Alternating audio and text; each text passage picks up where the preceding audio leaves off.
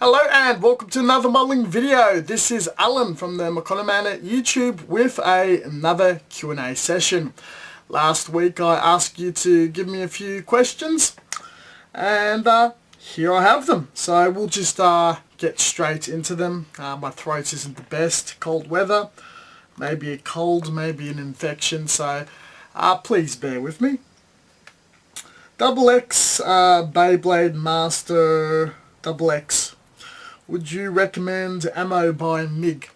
Ammo by MIG is polyurethane based. It's practically the same as Vallejo or Army Painter, so they probably would be compatible with each other. If you're using it for hand painting or a standalone figure or a model with very few parts, yes. For gunpla, for anything with moving parts that you're going to handle a lot, no. Not at all.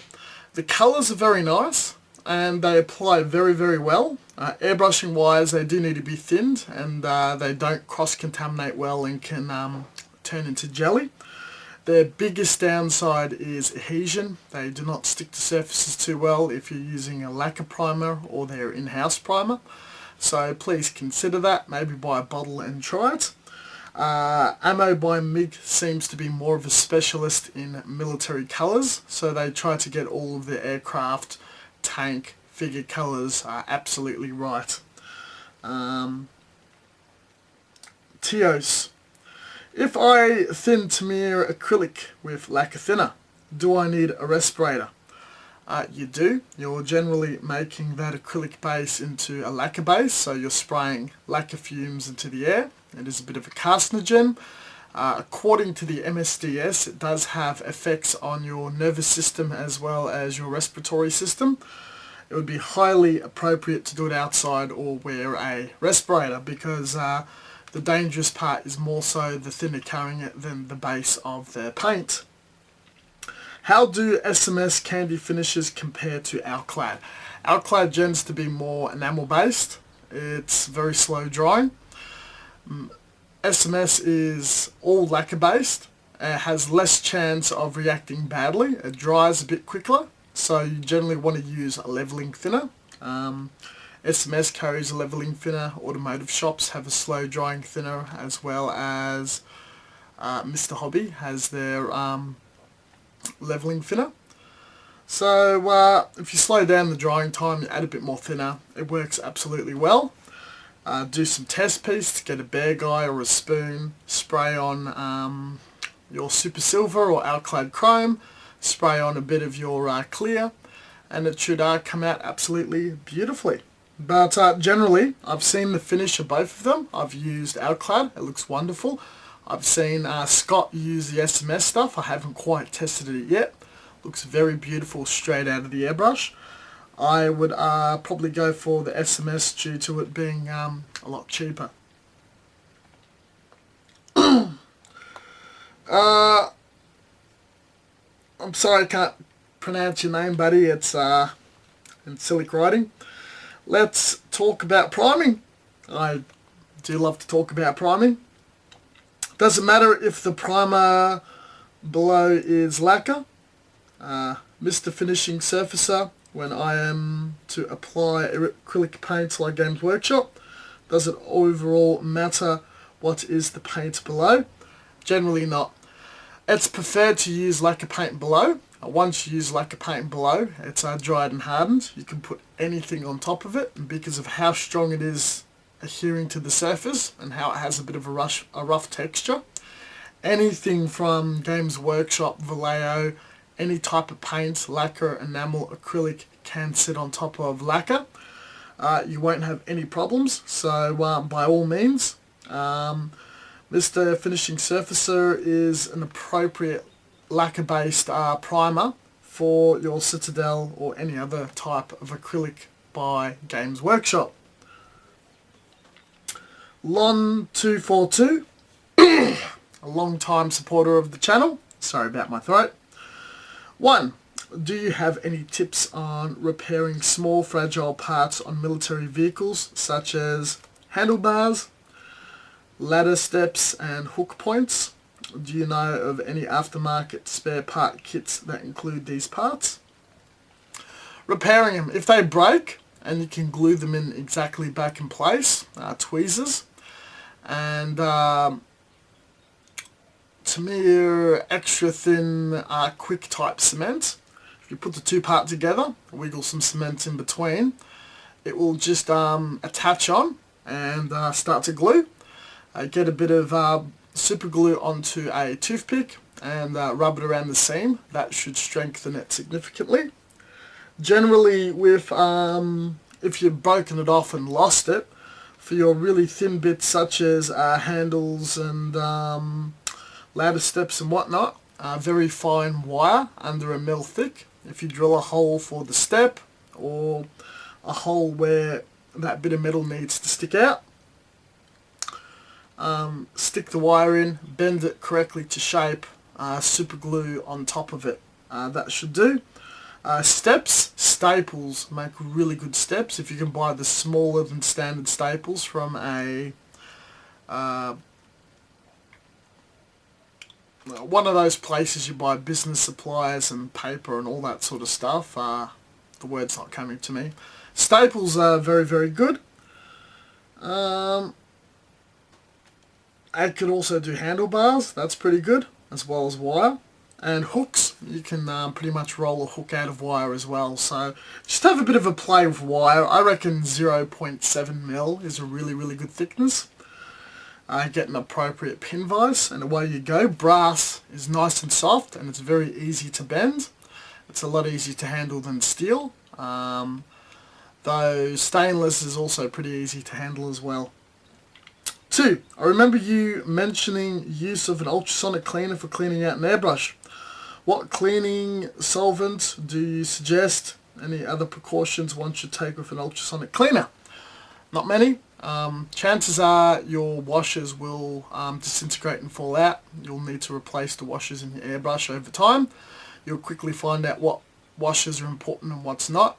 Generally, besides the washer behind the paint cup, which is made of Teflon, I generally replace all the washers with a little bit of lubricant. I put the solvent in a Chinese food container, then put it in the ultrasonic cleaner, so I'm not actually damaging the ultrasonic cleaner. And last, whatever solvent that's appropriate to the paint you use. If you use lacquers, use lacquer thinner. That will clean out everything. If you only use polyurethane or only use acrylic, then use a weaker solvent. That's about it. That's all you really need to know. Could you recommend a better airbrush that's suited for priming use only? It's probably have a large nozzle size, cleaning out my 0.2 and 0.3 after long priming sessions. That's a pain in the ass. Yes, I suggest you buy the Hyacinth airbrush with a very large cup. It has 100 to 150 ml cup. I can't quite reach mine from here.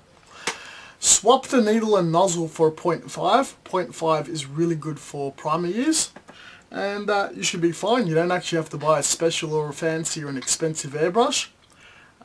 Just something that has a detachable gravity container, which is normally made of plastic, and you make the needle and nozzle wider, 0.5.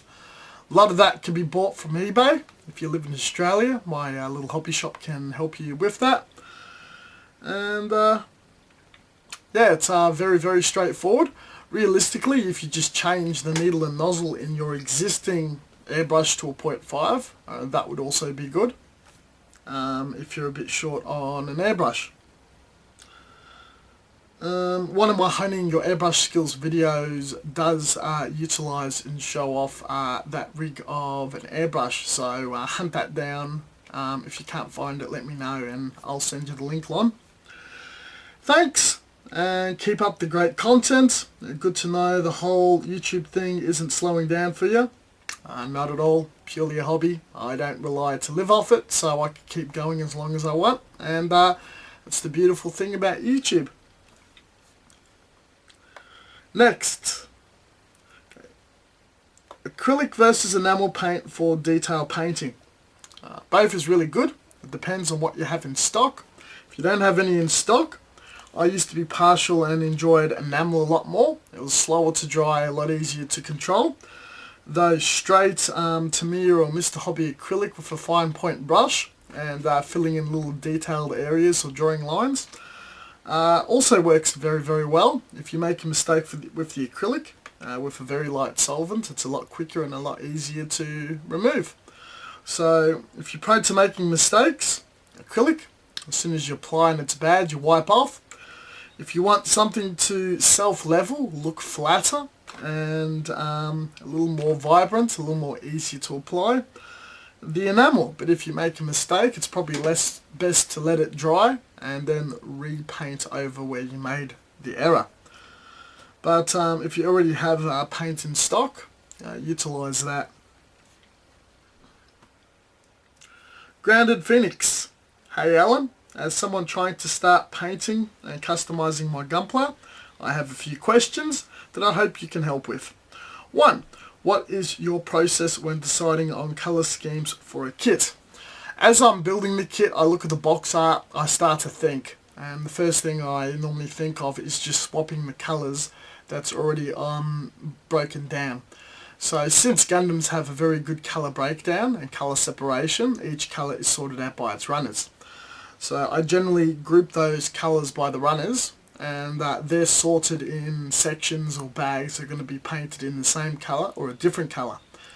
Sometimes I would think that certain colours would be better if they're uniform for one camp or another camp or completely separated, and I separate and divide those parts further for their own individual colour.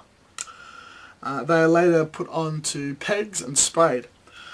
The colour I decide are normally inspired by multiple factors. Sometimes I build a Gundam, I feel it looks and acts a lot like a tank, so I look at historical colour schemes, tank schemes, whatnot.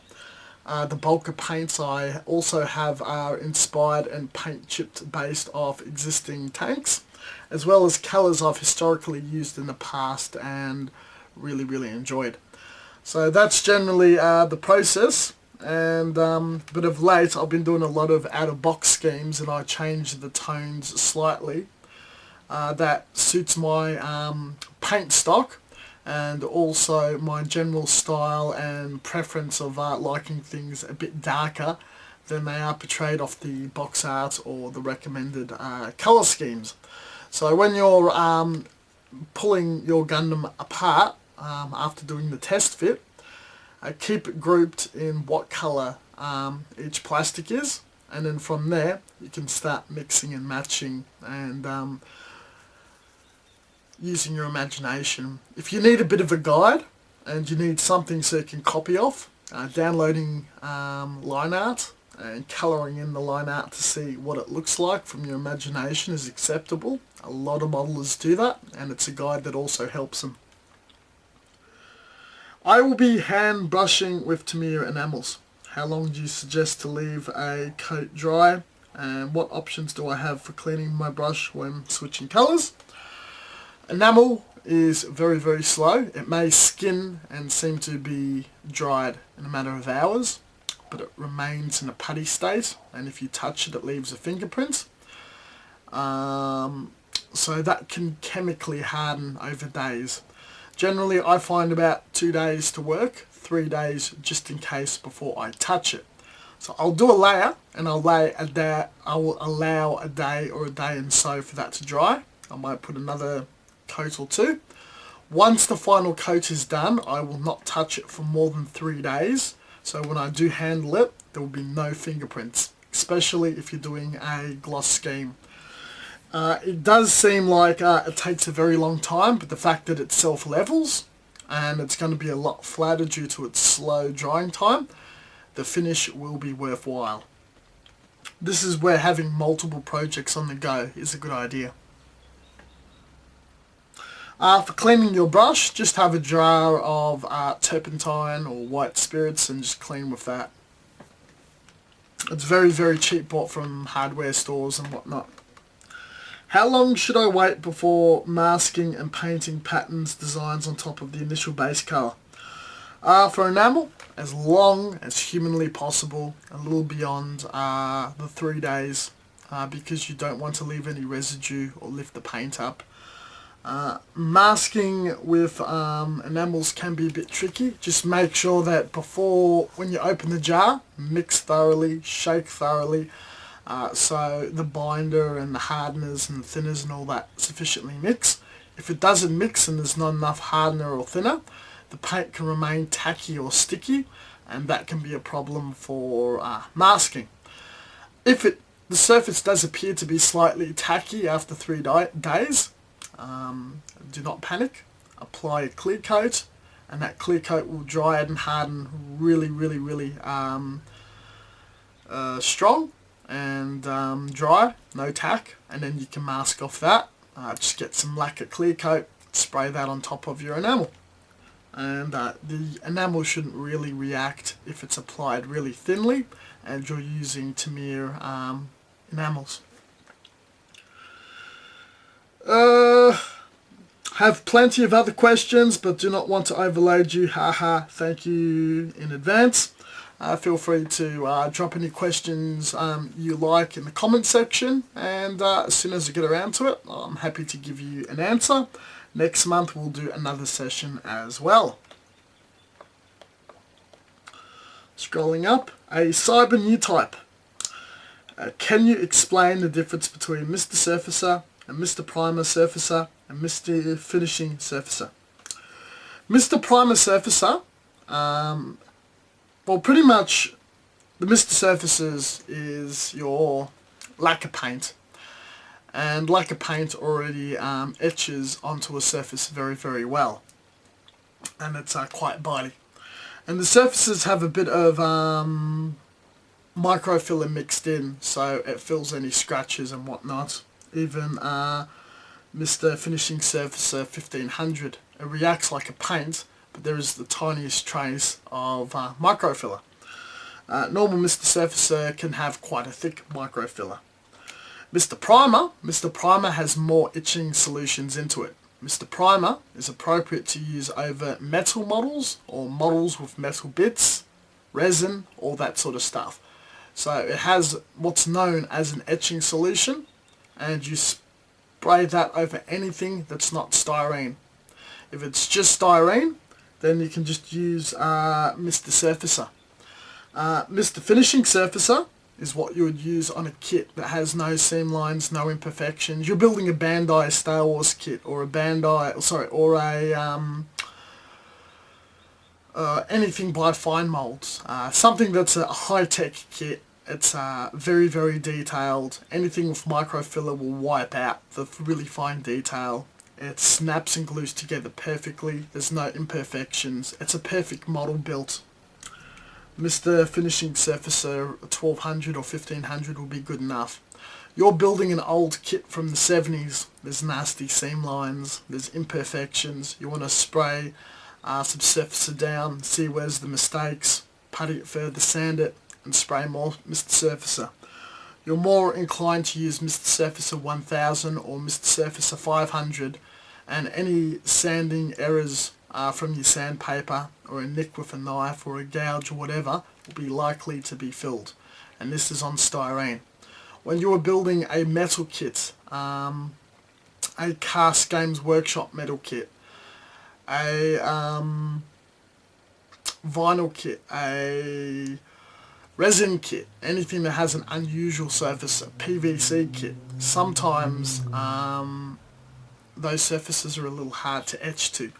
So Mr. Primer Surfacer has more etching solution built into it, and that has more chances of gripping onto resin, gripping onto metal, and that's what that's used for.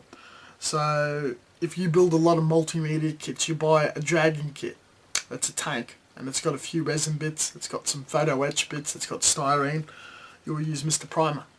If you're building Gunpla, Mr. Surfacer 1500 or Mr. Finishing Surfacer 1500 will be good enough. If you're building an older Gundam kit, it's got some seam lines, then Mr. Surfacer 1000 or 500 would be appropriate. And that's generally the difference between the three of them. It's the sort of kit you build. If you build a mix of the kit, you may need to buy all of them. I've got all of them.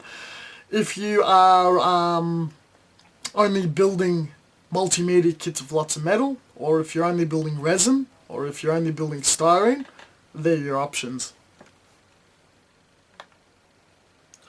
On is I've been doing out of box for as long as I have been building and doing a solid job of it. Well done, mate. I am thinking of breaking into customizing, detailing, modding, etc. There is a lot to take in, and I like to hear your tips for starting out. Like how to plan out your ideas, usually things that get detailed, mod and whatnot. There's two types of models that I do. Some models when I modify, I just modify as I go. I just feel this might look good here and that might look good there, and I add a little styrene, a little putty, and I just improvise as I go.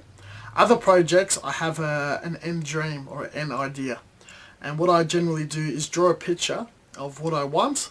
I plan out roughly what materials and how I'm going to build those components and how it's applied to the model.